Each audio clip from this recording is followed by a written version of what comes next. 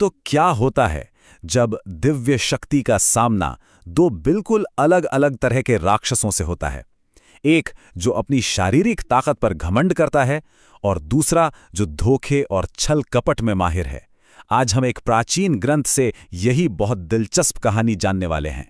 तो चलिए, कहानी शुरू होती है व्रज की शांत और सुंदर भूमि से। लेकिन इस शांति पर अब एक बहुत बड़ा खतरा मंडरा रहा है। ग्रंथों में वर्णन है एक विशाल घोड़े का, नाम है केशी। इसे भेजा है दुष्ट राजा कंस ने, और ये कोई मामूली घोड़ा नहीं है। कहा गया है कि जब वो दौड़ता है तो जमीन कांप उठती है और उसकी हिनहिनाहट से बादल तक बिखर जाते हैं। सोचिए जरा, कितना भयानक मंजर रहा होगा। और ये कोई अचानक हुआ हमला नहीं था, ये एक सोची समझी साजिश थी जिसका निशाना थे युवा कृष्ण।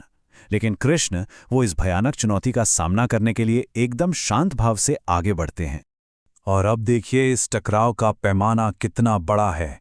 वो राक्षस घोड़ा अपना मुंह ऐसे खोलता है मानो आसमान को ही निगल जाएगा, और फिर वो कृष्ण पर झपटता है। एक ऐसा जानवर जो पहली नजर में बिल्कुल अजेय लगता है। तो सवाल यह है कि कृष्ण इस जबरदस्त हमले का सामना कैसे करते हैं। चलिए देखते हैं कि कैसे ये पूरी लड़ाई कुछ ही पलों में सिमट जाती है। देखिए, ये लड़ाई 4 हिस्सों में होती है। सबसे पहले केशी अपने शक्तिशाली अगले पैरों से हमला करता है। कृष्ण उसके पैर पकड़ते हैं, उसे हवा में घुमाते हैं और बहुत दूर फेंक देते हैं। लेकिन केशी फिर उठता है दोबारा हमला करने के लिए, और इस बार कृष्ण अपनी पूरी बाई भुजा सीधा उस राक्षस के गले में डाल देते हैं। इसके बाद जो होता है वो हैरान करने वाला है। उनकी भुजा अंदर ही अंदर फैलने लगती है और राक्षस का दम घुट जाता है।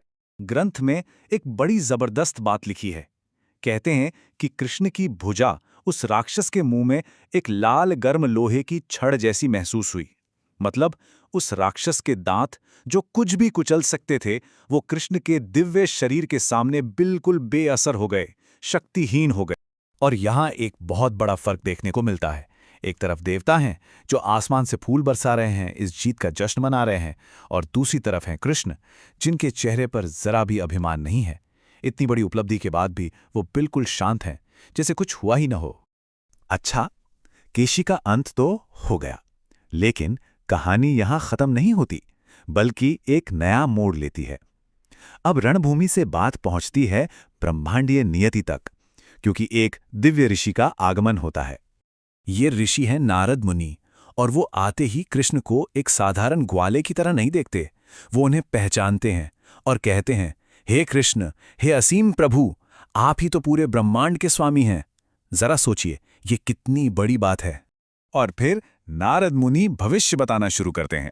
वो कहते हैं कि केशी का वध तो बस एक शुरुआत थी। इसके बाद वो उन सभी बड़ी घटनाओं की भविष्यवाणी करते हैं जो कृष्ण करने वाले हैं। कंस का वध, कालयवन और नरासुर जैसे राक्षसों का अंत, इंद्र की हार, अर्जुन के सारथी बनना। मतलब वो पूरा खाका खींच देते हैं कि कैसे कृष्ण पृथ्वी का भार हरने वाले हैं।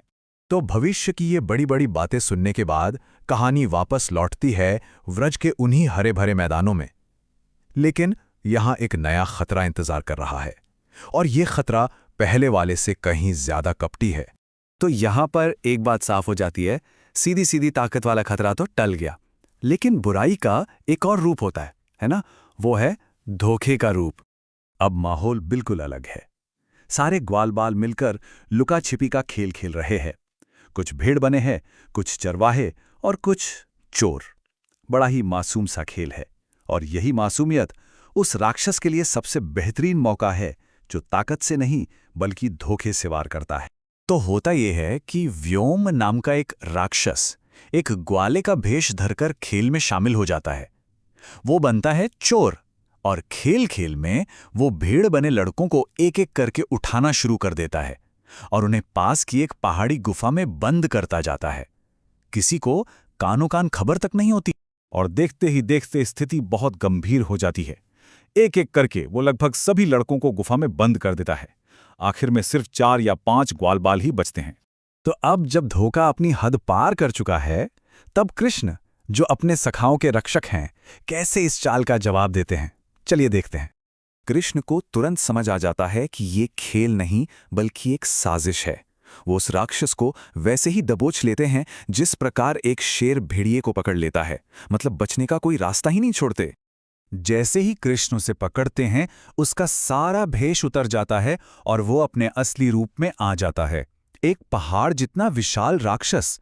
लेकिन उसकी ये सारी ताकत, उसका ये विशाल शरीर कृष्ण की पकड़ के सामने किसी काम का नहीं रहता। और फिर आसमान में देख रहे देवताओं के सामने कृष्ण उस राक्षस का वध कर देते हैं, बिल्कुल वैसे ही जैसे यज्ञ के पशु की बलि दी जाती है। और इस तरह धोखे का भी अंत हो जाता है। इसके बाद कृष्ण गुफा के मुंह पर रखे पत्थर को तोड़ते हैं, अपने सभी दोस्तों को आजाद कराते हैं और सब मिलकर खुशी खुशी गांव लौट आते हैं। हर कोई उनकी प्रशंसा कर रहा होता है। तो ये कहानी हमें दो तरह की बुराई दिखाती है, एक जो सामने से ताकत से वार करती है और दूसरी जो धोखे से, पीठ पीछे। ये कथा हमें एक गहरे सवाल के साथ छोड़ जाती है कि बुराई के इन अलग अलग रूपों को पहचानने और उन पर विजय पाने के बारे में ये प्राचीन कहानियां आज हमें क्या सिखाती हैं।